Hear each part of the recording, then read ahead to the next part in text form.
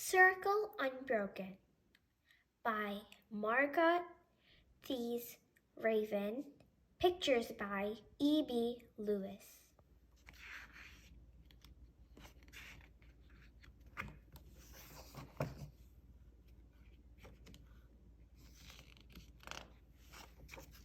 Circle Unbroken, the story of a basket and its people. Now you've asked me, child, how I come to sew. Well, put yourself in Grandma's arms and listen to a circle tale from long, long ago. Once, your old-timey grandfather lived in a village by a fine flowing river across a wide, deep ocean in faraway Africa. On the hills by the river grew pale stalks of rice to feed the village and the spirits of the land.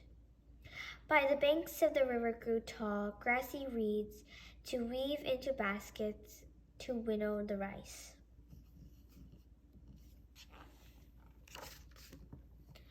One day after harvest, when he was no longer a boy, but not yet a man, your old-timey grandfather was led by the men who lived in the village to a grove in the forest where the palm trees grew.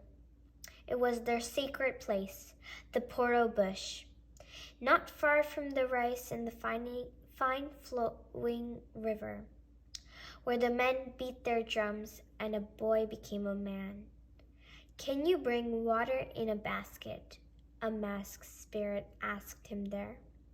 When he answered yes, the men of the village took him into the grove, gave him a name, and taught him all they knew, just as I am teaching you.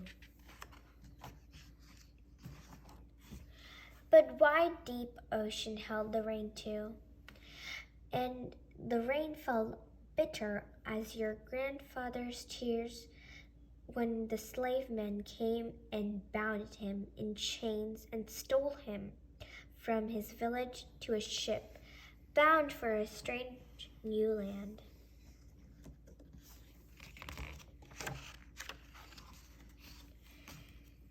In the port of Charleston, he was put on a stand and heard the auction man cry, "Goin' fast, goin' slow, goin' high, goin' low."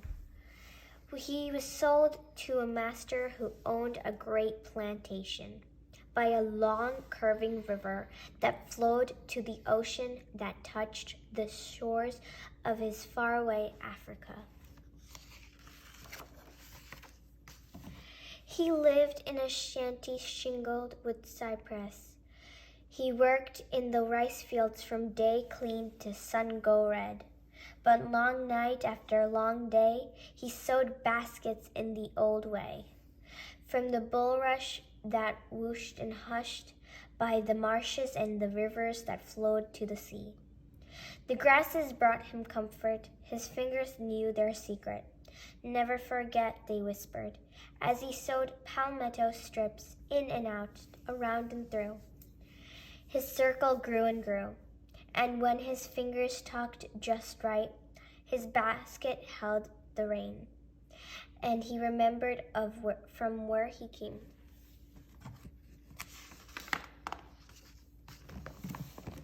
Now, on a nearby plantation lived your old-timey grandmother, who came too from a village across the wide, deep ocean.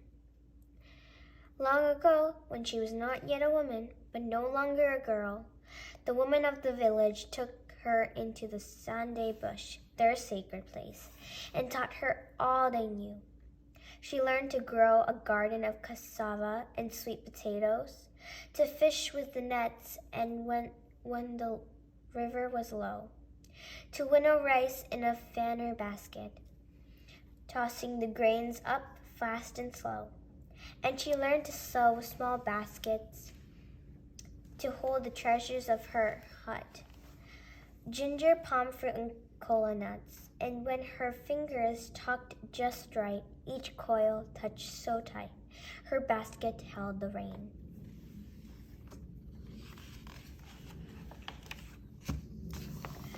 One day, in the shadow of the big house, your old-timey grandfather wed your old-timey grandmother. They had children, and the baby slept in the sun, in Moses' baskets, while the field work was done. And when the babies cried, your old-timey grandmother sang to them, soft as gray moss, low as the going out tide. Then those children had children, and those children too, till one day the Yankees came with cannons, sounding, pounding, booming over the land. What's coming, Grandma? The yard children cried. Freedom, she said.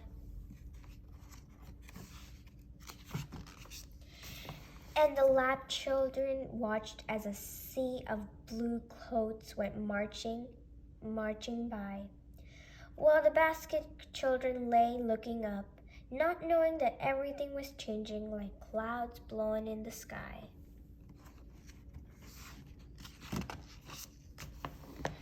Now, it was the times after slavery, when your great-great-great-grandfather worked shares on this land, on marsh, sea, and sky, where the creek beds rose high on the old rice fields, melting them away like shadows into shade. He built a boat of wood and took it to the sea, far past the shores where the sweet grass grows. Rowing in, he had fish for his family and fish to sell. Then, long night after long day, he told the tales of Burr Rabbit and Burr Fox, till their laughing eyes danced like sunlight on the water, stars above the creek.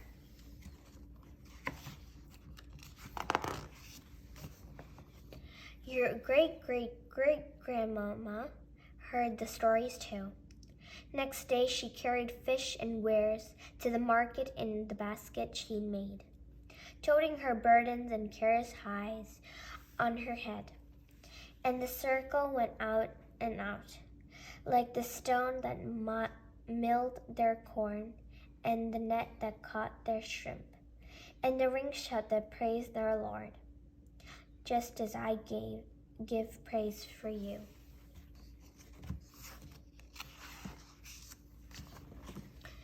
Then their children had children, and their children too, until one day across the great wide ocean a war began. The men of the island went away like the tide, while the women waited and sewed long night after long day.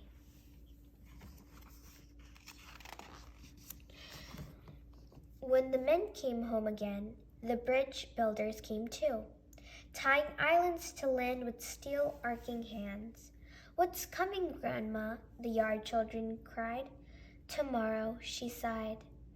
And the porch children watched as the bridges brought cars, and the cars brought people. And the basket children lay looking up at the sky, not knowing the old ways were leaving as fast as the cars passing by.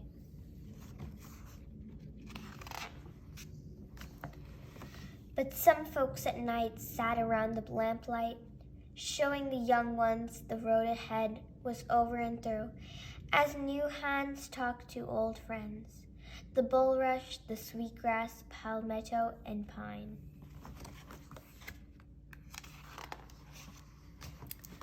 And those children had children who put up wooden stands to show their baskets along the highways and the marketplace where the tourists came through, and thought the beauty of old baskets was something new, just as my baskets are new to you.